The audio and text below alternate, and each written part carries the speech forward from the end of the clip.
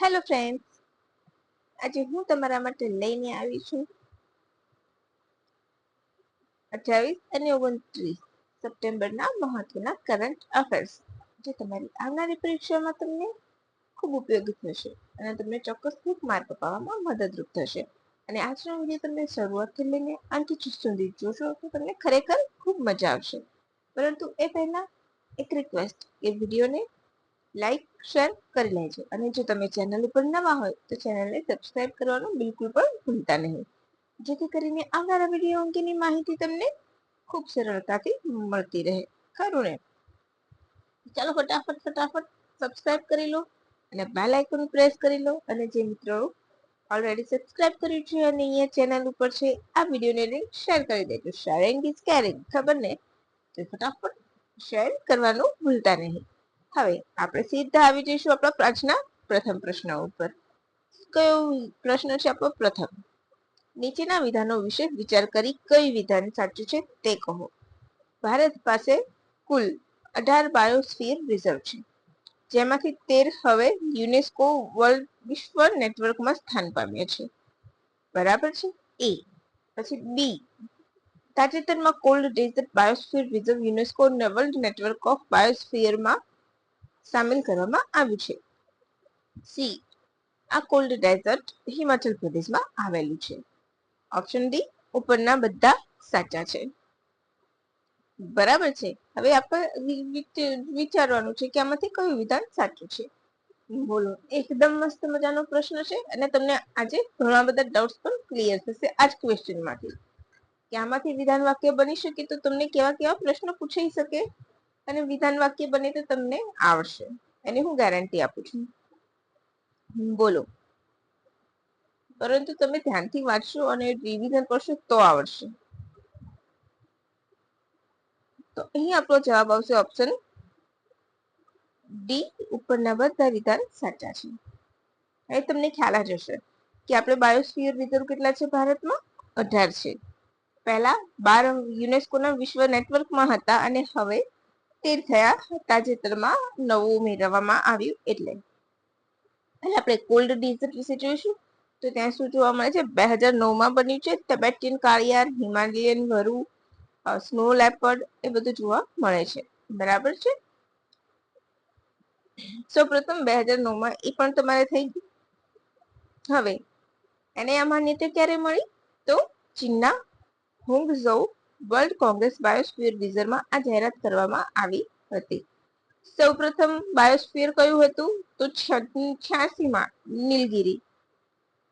કયું? 86માં નીલગિરી biosphere reserve 3 રાજ્યોમાં વહેંચાયેલું છે: કર્ણાટક, કેરળ અને તામિલનાડુ. યુનેસ્કોના વર્લ્ડ નેટવર્ક ઓફ બાયોસ્ફિયર રિઝર્વમાં 2000માં તેને સ્થાન મળ્યું. બરાબર? તામિલનાડુ, કેરળ અને કર્ણાટક વચ્ચે વહેંચાયેલું છે. પછી આપણા ગુજરાતનું એક છે, તો યસ, ગુજરાતનું કચ્છ બાયોસ્ફિયર રિઝર્વ છે, જે ભારતનું સૌથી મોટું બાયોસ્ફિયર રિઝર્વ છે. હવે ભારતના 13 બાયોસ્ફિયર રિઝર્વ જે યુનેસ્કોમાં સામેલ છે, પ્લસ બીજા 6. બરાબર? તમારે બીજા પ્લસ 5 એટલે 18, સોરી 6 નહીં પણ બીજા 5 એટલે તમારે 18 એ તમારા અંદર આવી જશે. રાઈટ? હું ભૂલથી 6 બોલી છું, એ માફ કરજો. કદાચ મેં લખવામાં પણ 6 જ લખ્યું છે. સૌથી પહેલું નીલગિરી બાયોસ્ફિયર રિઝર્વ તમિલનાડુ, કેરળ અને કર્ણાટકમાં. હવે આ તમને ક્યાં કામ આવશે? તો આ પ્રશ્ન તમારે 100% જોડકામાં પૂછાય કે નીચે આપેલા બાયોસ્ફિયર રિઝર્વના જોડકા તેને તેના રાજ્ય પ્રમાણે જોડો. તો નીલગિરી ક્લિયર થઈ ગયું. મન્નારની ખાડી તામિલનાડુ, સુંદરવન પશ્ચિમ બંગાળ, નંદાદેવી ઉત્તરાખંડ, નોર્કેક મેઘાલય, પંચમઢી મધ્યપ્રદેશ, સિમ્પલીપાલ ઓડિશા, અશનાકમર અમરકંટક બાયોસ્ફિયર છત્તીસગઢ અને મધ્યપ્રદેશ વચ્ચે, ગ્રેટ નિકોબાર આંદમાન નિકોબાર, અગત્યમાલા કેરળ અને તામિલનાડુ, કાંચનજંગા સિક્કિમ, પન્ના મધ્યપ્રદેશ અને કોલ્ડ ડેઝર્ટ હિમાચલ પ્રદેશ. તો તમારા 13 આવી ગયા. ક્લિયર? હવે આપણે બાકીના 5 જોઈશું. બરાબર છે? કયા છે? તો ગુજરાતનું કચ્છ બાયોસ્ફિયર રિઝર્વ ભારતનું સૌથી મોટું છે, એ પણ તમારે યાદ રાખવાનું છે. આસામનું માનસ બાયોસ્ફિયર રિઝર્વ અને કયું? તો ડિબ્રુ સેખુઆ બાયોસ્ફિયર રિઝર્વ અરુણાચલ ક્યાં છે? આસામમાં છે. આ બાકીના 5 છે જે બાયોસ્ફિયર ભારતના છે. તો 2 આસામમાં છે. બરાબર છે. એક તો માનસ અને ડિબ્રુ સેખવા. તો ડિબ્રુ સેખવા શું છે? તે સૌથી નાનું છે. અરુણાચલ પ્રદેશનું દિબાંગ અને આંધ્રપ્રદેશનું શેષાચલમ બાયોસ્ફિયર રિઝર્વ. આ 5 તમારે યાદ રાખવાના છે. કચ્છનું બાયોસ્ફિયર રિઝર્વ 12,454 સ્ક્વેર ફૂટ મીટરમાં ફેલાયેલું છે અને સૌથી નાનું ડિબ્રુ સેખોવા છે. હવે તમને એવું નથી લાગતું કે આ તમારે કેટલા બધા પ્રશ્નો મેં સોલ્વ કરી આપ્યા તમને? એકમાંથી જ કેટલા બધા ક્વેશ્ચન્સ બની શકે છે અને ફક્ત એક પણ બની શકે છે વિધાન વાક્યનો. તો તમે એક વખત મારા કન્ટેન્ટને તમે જોશો ને તો તમને શ્યોરલી ખ્યાલ આવશે કે કેટલો વ્યવસ્થિત કન્ટેન્ટ હું તમને પ્રોવાઈડ કરી રહી છું. વિશ્વ હૃદય દિવસ ક્યારે ઉજવવામાં આવે છે? વિશ્વ હૃદય દિવસ એટલે કે વર્લ્ડ હાર્ટ ડે ક્યારે ઉજવવામાં આવે છે? 29 સપ્ટેમ્બર, 1 ડિસેમ્બર, 19 એપ્રિલ, 4 ફેબ્રુઆરી. હવે અહીંયા મેં તમને આપ્યા છે બધા જ દિવસો બીમારીઓ માટેના છે. ઓપ્શન મેં એ રીતે સેટ કર્યા છે કેમ તો હું તમને સમજાવવા માંગુ છું. તમે લાસ્ટ મારો વિડીયો જોયો હશે તો એમાં મેં તમને પર્યાવરણ વિશેના જે દિવસો હોય છે એ મેં તમને કરાવ્યા હતા. મોસ્ટલી ઓલમોસ્ટ પર્યાવરણને લગતા બધા જ દિવસો અંદર આવી ગયા હશે, ખરું ને? તો તમારે મને એટલું તમે વિચારીને એમ કહી શકો છો કે એમાં મહેનત પણ લાગે છે. વ્યવસ્થિત મારા સ્ટુડન્ટને શું પસંદ આવશે, એમને શું આવશે. હવે ટૂંક સમયમાં ફોરેસ્ટની એક્ઝામ આવે છે તો એના માટે એ લોકોને એ રીતે મહત્વનું રહેશે. એટલા માટે હવે આજે બીમારીને લગતા દિવસો છે તો હંમેશા બીમારીને લગતા દિવસો પૂછાતા જ હોય છે. બરાબર છે? યા તો થી પૂછાય, કાં તો કયા દિવસે ઉજવે છે, કાં તો પ્રથમ સંસ્કરણ કયું છે એ પૂછાય છે. તો અત્યારે મેં તમને શું આપ્યું છે? તો અત્યારે તમને મેં ફક્ત ને ફક્ત બધા દિવસો ક્યારે ઉજવવામાં આવે છે એ પણ માહિતી મળશે તમને. હવે હેપી હાર્ટ ડે નહીં પરંતુ વર્લ્ડ હાર્ટ ડે ક્યારે ઉજવવામાં આવે છે? તો આપણો જવાબ આવી જશે અહીંયા ઓપ્શન એ 29 સપ્ટેમ્બર એટલે કે આજના રોજ. Right? 1 December world AIDS day, 19 April world liver day, 4 ફેબ્રુઆરી વર્લ્ડ કેન્સર ડે. બરાબર છે. હવે આગળ વધી જઈશું. હૃદય રોગ સામે જાગૃતતા લાવવા માટે તમે નહીં આ દિવસની ઉજવવાની શરૂઆત કરવામાં આવી છે. વિશ્વમાં લગભગ 1.7 કરોડ લોકો હૃદય રોગથી મૃત્યુ પામે છે, જેમાં ભારતમાં સૌથી વધારે પ્રમાણ છે. બરાબર? પ્રથમ વખત 2000 ઉજવાયો હતો. થીમ શું છે? Don't miss a bit. Beast નથી, બીટ છે. ઓકે? એ હું તમને પીડીએફમાં બધું જ અત્યારે સુધારી દઈશ અને પછી આપીશ. બીમારીને લગતા important days. World leprosy day, જેને હેન્સન રોગ કહે છે, જાન્યુઆરીનો છેલ્લો રવિવાર. એ દિવસે મને ખ્યાલ છે ત્યાં સુધી 30મી એન્ટિટી ડે પણ ઉજવાય છે. વર્લ્ડ એપિલેપ્સી ડે એટલે કે જેને ખેંચ કહે છે, ફેબ્રુઆરીના બીજો સોમવાર. વર્લ્ડ કેન્સર ડે 4 ફેબ્રુઆરી. World Down syndrome day 21 March અને ટીબી તો 24 March. World autism awareness day ક્યારે? તો 2 April. World health day as you know તમને સૌને ખ્યાલ છે કે 7 April. World liver day 19 April અને world malaria day 25 April. Clear? હવે વર્લ્ડ અસ્થમા ડે મે મહિનાનો પ્રથમ મંગળવાર. World thalassemia day 8 May. World sickle cell day 19 જૂન. વર્લ્ડ હિપેટાઇટિસ ડે 28 જુલાઈ. અચ્છા, સિકલ ડે પરથી યાદ રાખવાનું કે ભારત સરકારે 2047 સુધી સિકલ સેલને નાબૂદ કરવાનો લક્ષ્યાંક આપ્યો છે. બરાબર? વર્લ્ડ હેપેટાઇટિસ ડે 28 જુલાઈ. World Alzheimer day 21 September. World traffic day કાલે જ ગયું 28 સપ્ટેમ્બર, હડકવા દિવસ. World heart day 29 September. World mental health day 10 October. World arthritis day 12 October. World polio day 24 October. World pneumonia day 12 November. World diabetes day 14 November. World AIDS day 1 December. બરાબર છે? તો આ આપણા અગત્યના જે દિવસો છે એ મેં તમને અહીં આપ્યા છે. તો તમને ખરેખર ખ્યાલ આવી જશે કે કેવી મસ્ત મજાની માહિતી મેં તમને આપી છે. તો ખરેખર તમને એવું નથી લાગતું કે એક લાઈક આપવી જોઈએ અને વિડીયોને શેર પણ કરવો જોઈએ? પછી આજનો આપણો ત્રીજો પ્રશ્ન છે. આ નંબરિંગ લખવામાં ભૂલ થઈ છે તો કદાચ હું બોલું તો તમે ચલાવી લેજો.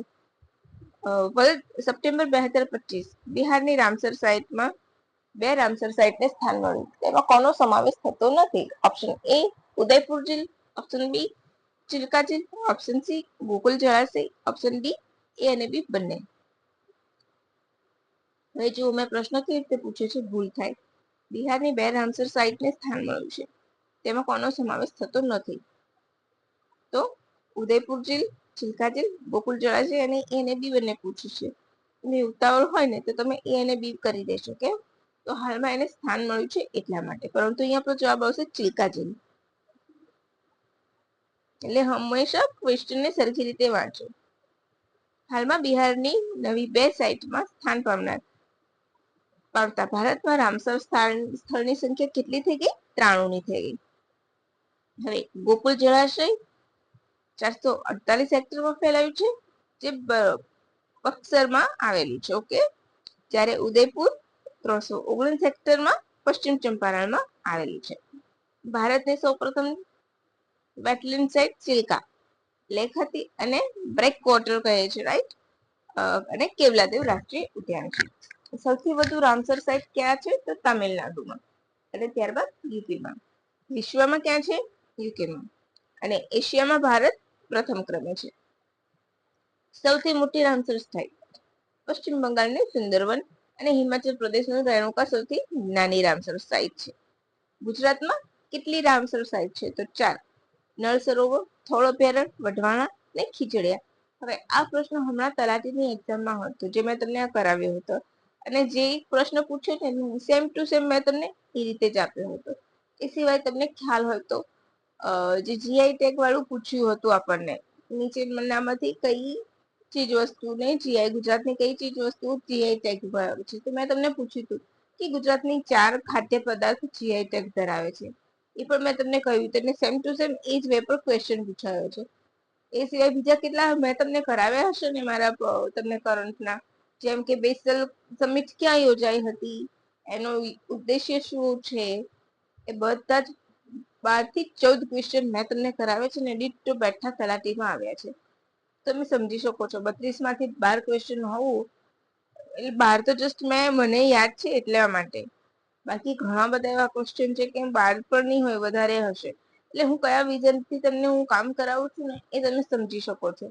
તો એક વખત તમે બધા વિડીયોઝ જોશો ને, અને એમાં પણ લાસ્ટ 6 મંથના કરંટ અફેર છે એ બધા જોશો ને, તમને આઈડિયા આવી જશે કે મેં તમને કેટલું સરસ રીતે કરાવ્યું છે ને એમાંથી મોસ્ટલી આવ્યું છે. બરાબર. હવે આપણે અહીંયા આવીશું. ગુજરાતની 4 સાઇટ થઈ ગઈ આપણને. પછી તમને ખ્યાલ છે રામસર પુરસ્કાર પણ આપવામાં આવે છે. એ મેળવનાર પ્રથમ ભારતીય કોણ હતા? ડોક્ટર જયશ્રી વેંકટેશન હતા. હવે આપણે રામસર શું છે એ જોઈશું. તો પ્રથમવાર આદ્રભૂમિના સંરક્ષણ માટે મીટિંગ મળી હતી. ક્યાં? તો ઈરાનના રામસરમાં. ક્યારે? 1971માં. અને કાર્યરત ક્યાંથી થયું? 1975થી. રામસર સંમેલનમાં 1982માં હસ્તાક્ષર કર્યા ભારતે. જો કે ભારતમાં હજુ સંમેલન યોજાયું નથી. બરાબર છે. કેમ એવું કહ્યું મેં? તો 2025માં હમણાં જ રામસર સંમેલન યોજાયું, COP15 હતી. બરાબર, એટલા માટે દર 3 વર્ષે યોજશે અને ઝિમ્બાબ્વેનો 3 વર્ષ સુધી અધ્યક્ષ રહેશે. ઓકે, તો આટલું તમારે યાદ રાખવાનું છે. અચ્છા, રામસર પરથી યાદ આવી ગયું કે એની યાદમાં રામસર દિવસ પણ ઉજવવામાં આવે છે. ક્યારે? 2 ફેબ્રુઆરી. એ દિવસની સ્થાપનાની યાદમાં. ક્યારે ઉજવવામાં આવે? તો 1996માં પ્રથમ વખત ઉજવવાની શરૂઆત કરવામાં આવી હતી. હવે આપણે આગળ વધી જઈશું. આજનો આપણો ચોથો પ્રશ્ન. વડાપ્રધાન દ્વારા અમૃત ભારત એક્સપ્રેસને લીલી ઝંડી આપવામાં આવી. તે ઓડિશાના બ્રહ્મપુત્ર અને ગુજરાતના કયા સ્ટેશન વચ્ચે દોડશે? Option A Ahmedabad, option B Rajkot, option C Surat, option D Kutch. તો ઓપ્શન આવશે આપણો અહીંયા શું? Option C Surat. બરાબર છે. અમૃત ભારત એક્સપ્રેસ છે. બરાબર, સુરતના ઉધના સ્ટેશનમાં. અહીંયા હું તમને લખીને આપી દઈશ પીડીએફમાં. આ ટ્રેન શું સુવિધા ધરાવે છે? તો આ એર્ગોનોમિક સીટિંગ ધરાવે છે પહેલા તો. બરાબર, સિમલેસ હિલચાલ માટે સંપૂર્ણ કનેક્ટેડ કોચ હોય છે. ટ્વિન એન્જિનની ગોઠવણી એ ઉચ્ચ સલામતી આપે છે. 5 રાજ્યોને જોડશે અત્યારે હાલ, આ જ્યારે જશે ત્યારે. કયા કયા? ગુજરાત, મહારાષ્ટ્ર, છત્તીસગઢ, આંધ્રપ્રદેશ અને ઓડિશા. 5 રાજ્યોમાં થઈને પસાર થશે. 22 જિલ્લામાં 1700 કિલોમીટર થી વધુનું અંતર કાપશે હાલ. ક્યારે? અત્યારે હાલ. તો કોની કોની વચ્ચે છે? તો ઓડિશા અને ગુજરાત વચ્ચે. ઓડિશાના કયા? અરે આપણે ગુજરાતનું યાદ રાખવાનું. ઓડિશાના બ્રહ્મપુર થી ગુજરાતના ઉધના વચ્ચે. બરાબર, ઉધનામાં સ્ટેશન છે એનો મતલબ એમ સમજવું. હવે સુરતમાં ટર્નઆઉટ સફળતાપૂર્વક સ્થાપિત કરવામાં આવ્યું છે. તો ટર્નઆઉટ શું છે? તો રેલવે ટ્રેકનું જંકશન છે મહત્વનું, જે હાઈ સ્પીડ ટ્રેનોની સુગમતા અને સરળતા સંચાલન સક્ષમ કરવા બનાવે છે. એ સિવાય ટ્રેકમાં રોલર બેરિંગ્સ પણ છે, જે બુલેટ ટ્રેન પર તેના હાઈ સ્પીડ પર ચાલે છે તેમની સરળ અને સુરક્ષિત હિલચાલને મંજૂરી આપે છે. બરાબર છે. હવે વધુમાં વધુ ટ્રેક પરના સ્લીપર્સ કોન્ક્રીટને બદલે સંયુક્ત સામગ્રીનો ઉપયોગ કરીને બનાવવામાં આવે છે. આનાથી વધુ ટકાઉપણું, ઓછી જાળવણી અને ઉચ્ચ ગતિએ વધુ સારી કામગીરી થઈ શકે છે. અને અવાજની ગતિમાં મુસાફરોને આરામ સુનિશ્ચિત કરવા અને પર્યાવરણમાં અવાજ ઘટાડવા ડેમ્પર્સનો પણ ઉપયોગ કરવામાં આવશે. બરાબર છે. હવે નેક્સ્ટ 5મો પ્રશ્ન. ભારતમાં અમદાવાદ મ્યુનિસિપલ કોર્પોરેશન દ્વારા રાબીઝ મુક્ત માટે કયા વર્ષનો સંકલ્પ કરવામાં આવ્યો છે? હવે આ પ્રશ્ન કેમ તો કહું છું. Option A 2027, option B 2025, option C 2035, option D 2030. તો અહીં આપણો જવાબ આવશે ઓપ્શન 2030 એટલે કે ઓપ્શન ડી. બરાબર છે. તો અમદાવાદે શરૂ કર્યું છે. ક્યારે? તો રાબીઝ ડે એટલે કે 28 સપ્ટેમ્બરના રોજ લુઈ પાસ્ચરની યાદમાં દિવસ ઉજવવામાં આવે છે. એમની પુણ્યતિથિ છે. લુઈ પાસ્ચર એટલે દૂધ પાસ્ચરાઇઝ કરવાની અને હડકવાની રસી શોધનાર. બરાબર છે. ક્યારથી? તો 25 સપ્ટેમ્બર થી 2 ઓક્ટોબર સુધી ચાલશે. એટલું એ તમારે યાદ રાખવાનું છે. આ વર્ષની થીમ શું છે? X now you me community. Okay. પછી 6થો પ્રશ્ન. નિર્મળ ગુજરાત એવોર્ડ્સ ગાંધીનગરના મહાત્મા મંદિર ખાતે યોજવામાં આવ્યા, જેમાં પ્રથમ એવોર્ડ કોને મળ્યો? ઓપ્શન એ સુરત મહાનગરપાલિકા, ઓપ્શન બી અમદાવાદ મહાનગરપાલિકા, ઓપ્શન સી ગાંધીનગર મહાનગરપાલિકા કે એક પણ નહીં. તો ઓપ્શન એ સુરત મહાનગરપાલિકા. બરાબર છે. એ દિવસે મારું શહેર મારું ગૌરવ અભિયાન પણ લોન્ચ કરવામાં આવ્યું છે. સુરત પછી અમદાવાદ છે. મેં ક્રમશર જ લખ્યું છે. બરાબર. હવે આમાં તમારે વધારે યાદ રાખવાની જરૂર નથી. નિર્મળ ગુજરાત એવોર્ડ ક્યાંથી આપવામાં આવે છે? બોલો. એ મારે કરાવવાનું રહી ગયું. બોલો.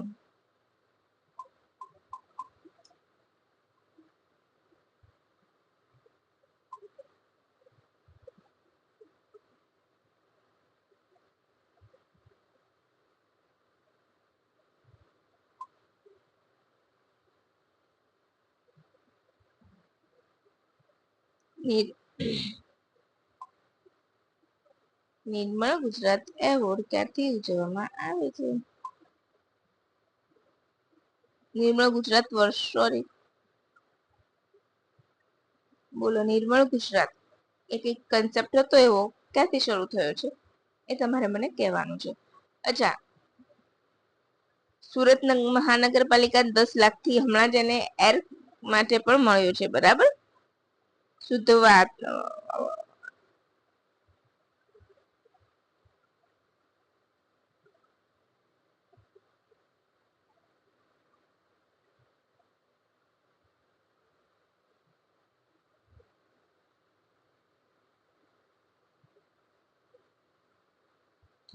ઓકે. એ તમારે યાદ રાખવાનું. હમણાં જ એને સુરતને શેના માટે મળ્યું હતું? સ્વચ્છ વાયુ સર્વેક્ષણમાં એને પણ સ્થાન મળ્યું હતું.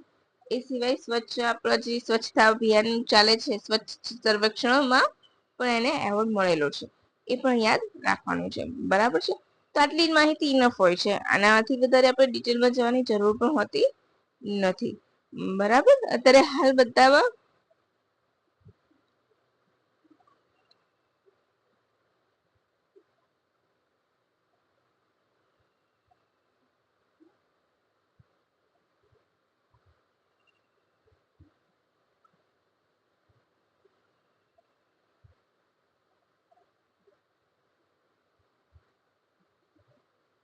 એક જ મિનિટ ફ્રેન્ડ્સ, પાણી પી લો.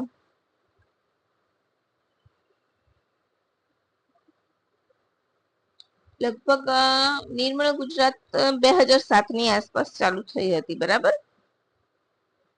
અત્યારે નવું 2.2 ચાલી રહ્યું છે સંસ્કરણ. ઓકે, એ યાદ રાખી લેજો. હવે બીસીસીઆઈ ના નવા અધ્યક્ષ કોણ બન્યું છે? રોજર બિન્ની, સૌરવ ગાંગુલી, મિથુન મનહાસ કે જય શાહ? જય શાહ ને બાકી જલસા છે. ઓપ્શન સી મિથુન મનહાસ. આપણો જવાબ આવી જશે ઓપ્શન સી મિથુન મનહાસ. ક્લિયર? હવે તેમણે કોનું સ્થાન લીધું છે? રોજર બિન્નીનું. બીસીસીઆઈ ના કયા નંબરના અધ્યક્ષ છે?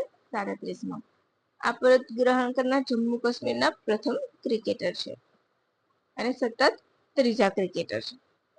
ભારતીય ક્રિકેટ કંટ્રોલ બોર્ડ. ભારતીય ક્રિકેટ કંટ્રોલ બોર્ડના તેઓ અધ્યક્ષ બન્યા છે. સ્થાપના ક્યારે થઈ હતી બીસીસીઆઈ? 1928. અચ્છા, એના ઉપરથી આપણે યાદ રાખી લઈશું કે પુરુષ ટીમના કોચ કોણ છે? ગૌતમ ગંભીર. અને મહિલા ટીમના કોચ છે અમોલ મજમુદાર. બીસીસીઆઈ વિશ્વનું સૌથી રીચ ક્રિકેટ બોડી છે, બરાબર છે. એના લોકપાલ કોણ છે? તો ભૂતપૂર્વ ચીફ જસ્ટિસ અરુણ મિશ્રા છે. તો બસ આજે આપણા કરંટ અફેરનો ખજાનો અહીં પૂરો થાય છે. કરંટ વિથ જીકેનો ખજાનો, રાઈટ? તો ચાલો હવે આપણે રજા લઈશું અહીંયાથી અને પાછા આપણા બેક ટુ વર્ક લાગી જઈશું.